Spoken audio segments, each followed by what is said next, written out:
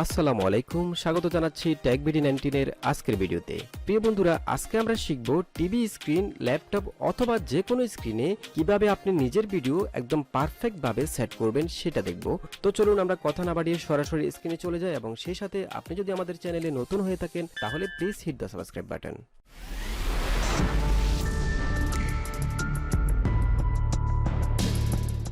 Welcome back. তো বন্ধুরা, TV স্ক্রিনে ভিডিও রিপ্লেস করার জন্য আজকে আমরা ব্যবহার করব Edius 8.53 ভার্সন। আপনারা চাইলে যে কোনো ভার্সন ইউজ করতে পারেন। তো আমি Edius 8.53 ভার্সনটি অলরেডি ওপেন করে রেখেছি। আর এর আগে বলে রাখি, আপনি যদি Edius সম্পর্কে একদমই নতুন হয়ে থাকেন তাহলে আমাদের চ্যানেলে প্রথমে একটি ভিডিও আছে, সেটি হচ্ছে Edius A to Z basic tutorial. আপনি ওই ভিডিওটি দেখে নিতে পারেন। এবং এছাড়াও আমাদের Edius সম্পর্কে অ্যাডভান্স লেভেলের আরও অনেকগুলো ভিডিও আমরা ইতিমধ্যে পাবলিশ করেছি, আপনি চাইলে সেই ভিডিওগুলো দেখতে পারেন। আর আপনি যদি Edius, Camtasia সহ যে কোনো ফেড সফটওয়্যার একদম ফ্রিতে ডাউনলোড করতে চান তাহলে আপনি সিম্পলি আমাদের ফেসবুক পেজে চলে যেতে পারেন। আমাদের ফেসবুক পেজের লিঙ্ক ভিডিও ডেসক্রিপশন বক্সে পেয়ে যাবেন, অথবা ফেসবুকে টেকবিডি19 লিখে সার্চ করলে পেয়ে যাবেন। সেখানে আমরা বিভিন্ন ফেড সফটওয়্যারগুলো ফ্রিতে দিয়ে থাকি, সেখান থেকে আপনি ফ্রিতে ডাউনলোড করে নিতে পারবেন, এবং ডাউনলোড করার পর কীভাবে ইনস্টল করবেন সেটাও সেখানে দেওয়া আছে। তো আমরা এখন এখানে কিছু ডাটা অ্যাড করে নেব, যে ডাটাগুলোর মধ্যে আমরা কাজ করব। তো সেজন্য আমি এখান থেকে বিনে চলে গেলাম, এখানে বিনের মধ্যে ক্লিক করলাম। বিনের মধ্যে ক্লিক করে আমি এখান থেকে রাইট বাটন ক্লিক করে অ্যাড ফাইলে চলে গেলাম। এরপর আমি এখানে কিছু ডাটা এনে রাখছি, জাস্ট এই ডাটাগুলোকে আমি ওপেন করলাম। আচ্ছা, এখন আমরা এখান থেকে যে কোনো একটি ডাটা, যে কোনো একটি ভিডিও লেয়ার বসাবো। তো আমি এখান থেকে কিছু ভিডিও লেয়ার অ্যাড করে নেব। এখানে দুইটা ভিডিও লেয়ার আছে, আমি এখান থেকে আরও কিছু ভিডিও লেয়ার অ্যাড করে নিচ্ছি। ঠিক আছে, আমরা প্রথমে এই ভিডিওটা আমি ডাবল ক্লিক করে প্লে করে দেখি, তাহলে বুঝতে পারবো। আমরা এখানে যে টিভি স্ক্রিনটা আছে, এই স্ক্রিনের মধ্যে আমাদের ভিডিও রিপ্লেস করব। তো আমি প্রথমে এই ভিডিওটাকে আমাদের 2 নম্বর লেয়ারে এনে জাস্ট ড্র্যাগ করলাম। ঠিক আছে, তো আমি চাচ্ছি এই স্ক্রিনের মধ্যে এই ভিডিওটা আমরা রিপ্লেস করব। ঠিক আছে, তো সেজন্য আমি এই ভিডিওটাকে 3 নম্বর লেয়ারে এনে ড্র্যাগ করলাম। সবসময় একটা জিনিস খেয়াল রাখবেন, যে ভিডিওটার মধ্যে যে ভিডিওটা ব্যাকগ্রাউন্ড হিসেবে থাকবে সেই ভিডিওটা থাকবে নিচের লেয়ারে, আর যে ভিডিওটা আপনি অবজেক্ট হিসেবে ব্যবহার করবেন সেটা উপরের লেয়ারে থাকবে, সেটা সবসময় খেয়াল রাখবেন। তো আমরা এখন 2 নম্বর যে লেয়ারে যে ভিডিওটা বসাইছি, যেটা ব্যাকগ্রাউন্ড হিসেবে কাজ করবে, সেই ভিডিওটা আমরা একটু ছোট করে নিচ্ছি। এটা অনেক বড়, আমরা একটু ছোট করে নিলাম। আচ্ছা, এখন আমি টাইমলাইনে একটু জুম করে নিচ্ছি। জুম করার জন্য কিবোর্ডে কন্ট্রোল প্রেস করে মাউসে স্ক্রল করলে জুম হবে। আচ্ছা, আমি একটু জুম করে নিলাম। এখন আমাদের উপরে যে ভিডিওটা 2 নম্বর লেয়ারে যে ভিডিওটা আছে, সেই ভিডিওটাকে আমরা টিভি স্ক্রিনের মধ্যে ছোট করে বসাতে হবে। সেজন্য আমরা জাস্ট ভিডিও ক্লিপটার মধ্যে ক্লিক করে এখান থেকে লেআউটার অপশানে ডাবল ক্লিক করব। ঠিক আছে, আর লেআউটার অপশানের যে উইন্ডোটা, এটা যদি এখানে না থাকে সিম্পলি আপনি ভিউ অপশান থেকে নিয়ে আসবেন। ভিউ অপশানে ক্লিক করার পর এখান থেকে উইন্ডোজ লেআউটে চলে যাবেন, এখান থেকে নর্মালি ক্লিক করবেন, তাহলে এই উইন্ডোটা এখানে চলে আসবে। ঠিক আছে, তো আমরা এখানে এখন ডাবল ক্লিক করলাম লেআউটারের মধ্যে। ডাবল ক্লিক করার পর আমরা এই উইন্ডোটাকে জাস্ট ছোট করে নেব। ছোট করার জন্য আপনি এখান থেকে যে ট্রান্সফর্মটা আছে এখান থেকে ছোট করতে পারেন, অথবা আপনি এখান থেকে স্কেলটা কমাইতে পারেন। এখানে যে স্ট্রেস অপশানটা আছে এখান থেকে আপনি স্কেল কমাতে পারেন। ঠিক আছে, আচ্ছা, আমরা এখন এখান থেকে একটু স্কেলটা কমিয়ে নিচ্ছি। আমাদের স্ক্রিনটাকে আমরা ফুল স্ক্রিন করে নিচ্ছি, এটা ছোট দেখাচ্ছে, আমি একটু ফুল স্ক্রিন করে নিচ্ছি ডাবল ক্লিক করে, এটাকে জাস্ট নিচের দিকে। এরপর আমি এটাকে জাস্ট একটু জুম করব, এই স্ক্রিনটাকে একটু জুম করব যাতে বড় করে দেখতে পারি। আচ্ছা, জুম করলাম।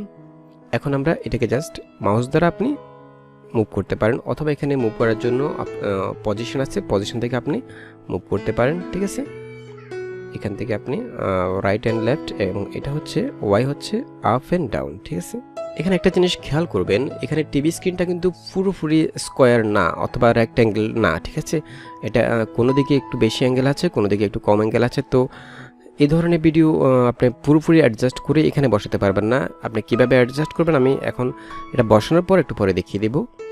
আপনাকে প্রথমে আনুমানিকভাবে বসাতে হবে এখানে। তবে খেয়াল রাখবেন যে আপনার উপরে যে ভিডিওটা সেটা ব্যাকগ্রাউন্ড থেকে যেন ছোট না হয়, একটু বড় হলে সমস্যা নেই, তবে ছোট যেন না হয়। ঠিক আছে, আর এটাকে আপনি যদি একটু রোটেট করতে চান তাহলে এখান থেকে রোটেশন আছে, এখান থেকে আপনি রোটেট করতে পারবেন। এই দেখুন, এখান থেকে আপনি যদি রোটেট করতে চান রোটেট করতে পারবেন। রোটেট করে পজিশন করে স্কেল কমিয়ে বাড়িয়ে জাস্ট এটাকে বসাবেন। তো আমি চাচ্ছি এটাকে একটু দুই পাশে একটু বড় করতে। এখানে একটা জিনিস খেয়াল করুন, আমি যখন কোনো একটি ট্রান্সফর্ম ধরে ছোট করতেছি বা বড় করতেছি তখন পুরো ভিডিওটা উপরে নিচে ডানে বামে একসাথে ছোট হচ্ছে। তো আপনি যদি চান যে শুধু পাশে ছোট করবেন অথবা শুধু উপরে নিচে ছোট করবেন, সেটা করার জন্য আপনাকে এখান থেকে ফ্রিজ আপ ফ্রেম এক্সপেক্ট এই অপশনটাকে আনচেক করে দিতে হবে। তাহলে আপনি যে কোনো এক পাশ থেকে ছোট করতে পারেন। দেখুন আমি এখন শুধু পাশে ছোট করলাম, এরপর উপরে নিচে ছোট করলাম, ঠিক আছে। তো আপনি যদি এই অপশনটা আনচেক করে দেন তাহলে আপনার জন্য কাজ করতে সুবিধা হবে। তো ঠিক আছে, আমি এখন এটাকে একটু বড় করে বসাচ্ছি। খেয়াল রাখবেন আপনি যখন উপরের অবজেক্টটি বসাবেন সেটার জন্য আপনার পেছনের ব্যাকগ্রাউন্ডে যে স্ক্রিনটা আছে সেটা থেকে একটু বড় হয়, সামান্য বড় হয়, বেশি না। আচ্ছা, এখন আমরা জাস্ট স্ক্রিনটাকে এখানে বসালাম, এরপর আমি জাস্ট ওকে দিয়ে বের হয়ে আসলাম। আচ্ছা, এখন আমরা যে স্ক্রিনটা বসালাম সেটা কিন্তু একদম পারফেক্ট হয়নি, ঠিক আছে। আমাদের পেছনে যে এলইডি স্ক্রিনটা ছিল সেটার সাথে অ্যাডজাস্ট হয়নি। অ্যাডজাস্ট করার জন্য যেটা করতে হবে সেটা হচ্ছে আমাদের নিচে যে ব্যাকগ্রাউন্ড আছে সেই ব্যাকগ্রাউন্ডের মধ্যে মাস্ক ইউজ করতে হবে। তো মাস্ক ফিল্টার ইউজ করার জন্য আপনাকে একটা জিনিস খেয়াল রাখতে হবে, উপরে ভিডিওটাকে নিচের লেয়ারে এনে ড্র্যাগ করবেন, ঠিক আছে। উপরে আমরা যে অবজেক্টটা ইউজ করেছিলাম প্রথমে, সেই অবজেক্টটাকে আমরা এখন নিচের লেয়ারে নিয়ে আসবো। এই দেখুন, নিচের লেয়ারে নিয়ে এসে জাস্ট এই এলইডির এই অংশটুকু আমরা ক্রপ করে ডিলিট করে ফেলবো, ঠিক আছে। জাস্ট এই এলইডির এই অংশটুকু আমরা ক্রপ করে ডিলিট করে ফেলবো। তো সেই জন্য আমি এখান থেকে ইফেক্ট অপশনে চলে যাচ্ছি, ইফেক্ট থেকে ভিডিও ফিল্টার্স, এখান থেকে আমরা মাস্ক ফিল্টারটি ইউজ করব। তো আমি মাস্ক ফিল্টারটিকে জাস্ট টেনে এনে উপরে যে ব্যাকগ্রাউন্ড ক্লিপটা আছে সেই ব্যাকগ্রাউন্ডের মধ্যে ড্র্যাগ করলাম। ড্র্যাগ করে এখান থেকে কাস্টমাইজে চলে যাবেন, জাস্ট এখানে মাস্কের মধ্যে ডাবল ক্লিক করবেন, তাহলে মাস্কের জন্য আলাদা উইন্ডো চলে আসবে। তো এখন আমরা যে কাজটা করবো সেটা হচ্ছে আমরা এই এলইডির যে অংশটুকু আছে সেই অংশটুকু আমরা কেটে নেব এবং সেটা অপাসিটি 0 করে দেব। সেটার জন্য আপনি এখান থেকে পেন টুল ইউজ করবেন, পেন টুলটা নেবেন, পেন টুল নিয়ে জাস্ট একদম বরাবর করে কেটে নেবেন। তো আপনি যদি চান যে একটু জুম করে কাটার জন্য, তাহলে আপনি এখান থেকে জাস্ট জুম করে নেবেন। জুম করে এখান থেকে এটাকে একটু যে কোনো এক পাশে মুভ করে এরপর পেন টুল দিয়ে আপনি কেটে নেবেন। এই দেখুন,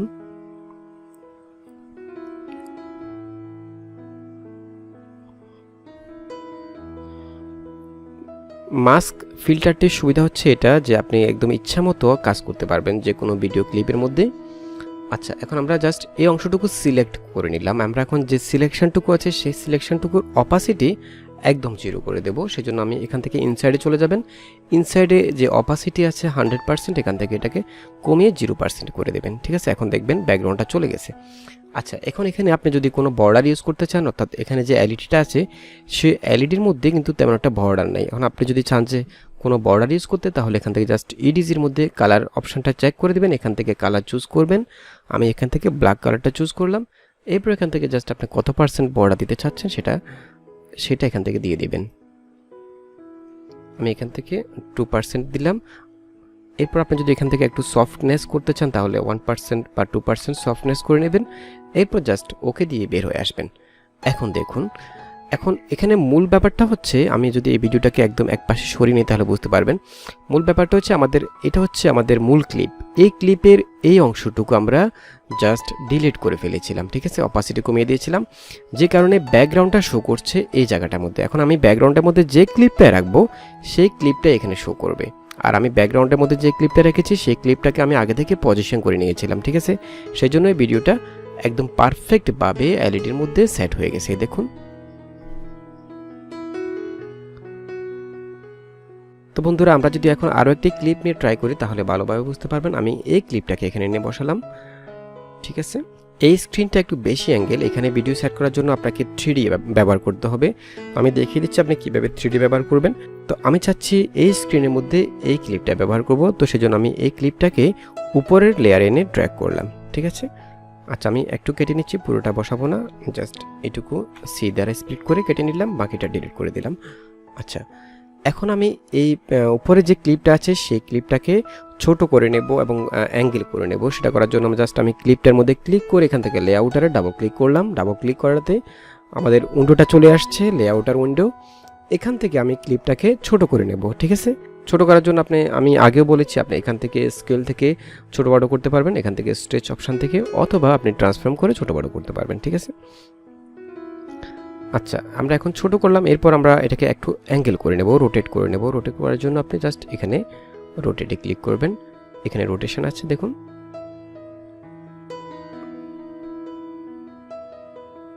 প্রয়োজন মতো রোটেট করে নেবেন। আচ্ছা, এরপর আমরা এখান থেকে 3D ব্যবহার করতে হবে। যেহেতু ল্যাপটপটি একটু একদিকে অ্যাঙ্গেল করা আছে, সেজন্য আমাদেরকে ভিডিওটাকেও ওইদিকে অ্যাঙ্গেল করতে হবে। সেজন্য আমাদেরকে পারফেক্টভাবে কাজটা করতে হলে 3D ব্যবহার করতে হবে। সেজন্য আপনি এখান থেকে 3D মোড এই অপশানে ক্লিক করবেন, অথবা কিবোর্ডে F3 প্রেস করবেন। F3 প্রেস করলে 3Dর জন্য এই অপশনগুলো পেয়ে যাবেন আলাদাভাবে, ঠিক আছে। তো এখান থেকে আপনি এটাকে জাস্ট যে কোনো এক পাশে ড্র্যাগ করে এটাকে অ্যাঙ্গেল করে নেবেন। দেখুন, সরি, আমাকে এদিকে ড্র্যাগ করতে হবে।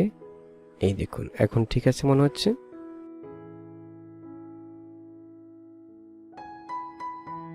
এরপর আমরা এটাকে উপরে নিচে একটু অ্যাঙ্গেল করতে হবে। এরপর আমাদের এটার উপরে নিচে একটু স্কেলটা বাড়াতে হবে। সেজন্য আমি এখান থেকে এই অপশানটাকে আনচেক করে দিলাম, প্রিজার্ভ ফ্রেম এক্সপেক্ট, এটাকে আনচেক করে দিলাম। এরপর আমি উপরের দিকে একটু জাস্ট স্কেলটা বাড়িয়ে নিচ্ছি, যেদিকে বাড়ানো দরকার। একটা জিনিস খেয়াল রাখবেন, আপনি যখন উপরের অবজেক্টটা ইউজ করবেন সেটির জন্য আপনার স্ক্রিন থেকে একটু বেশি থাকে, একটু কম যেন না হয়, ঠিক আছে। স্ক্রিনটা যেন দেখা না যায়, একটু বেশি থাকলে সমস্যা নেই। আচ্ছা, আমরা এখন এটাকে ল্যাপটপের মধ্যে সেট করলাম জাস্ট। এরপর ওকে দিয়ে বের হয়ে আসলাম। এরপর যে কাজটা করবো, আমরা আগের মতো এই ক্লিপটাকে নিচের লেয়ারে নিয়ে আসবো। তো আমি নিচের যে ব্যাকগ্রাউন্ডটা সেটাকে উপরের লেয়ারে নিয়ে আসলাম এবং আমাদের অবজেক্টটাকে নিচের লেয়ারে নিয়ে আসলাম। এখন আমরা উপরের যে ব্যাকগ্রাউন্ডটা আছে, ব্যাকগ্রাউন্ড থেকে এই সাদা অংশটুকু মাস্ক দ্বারা অপাসিটি কমিয়ে দেবো, অর্থাৎ ডিলিট করে ফেলবো। সেজন্য আমি আবার ইফেক্ট অপশনে চলে যাচ্ছি। এখান থেকে মাস্ক ফিল্টারটি জাস্ট উপরের ব্যাকগ্রাউন্ড লেয়ারের মধ্যে এনে ড্র্যাগ করলাম। এরপর আমি মাস্কের মধ্যে ডাবল ক্লিক করে জাস্ট মাস্ক উইন্ডোটা চলে আসলো। যে স্ক্রিনটা আমি অপাসিটি কমিয়ে দেবো সেই স্ক্রিনটা জাস্ট সিলেক্ট করে নেব। সিলেক্ট করার পর আপনি এখান থেকে ইনসাইড অপশানে চলে যাবেন। এখান থেকে জাস্ট অপাসিটি একদম 0 করে দিবেন। এরপর জাস্ট ওকে দিয়ে বেরোয় আসবেন। এখন আপনি প্লে করে দেখুন, একদম পারফেক্টভাবে আপনি এভাবে যে কোনো ভিডিও যে কোনো স্ক্রিনের মধ্যে একদম পারফেক্টভাবে সেট করতে পারবেন। তো বন্ধুরা, আশা করি বুঝতে পেরেছেন। ভিডিওটি যদি ভালো লেগে থাকে তাহলে অবশ্যই একটি লাইক দিয়ে দিবেন, আর যদি কোনো প্রশ্ন থাকে তাহলে অবশ্যই কমেন্টস বক্সে জানাবেন। আর দেখা হবে পরবর্তী ভিডিওতে। সেই পর্যন্ত ভালো থাকবেন, সুস্থ থাকবেন। আল্লাহ হাফেজ।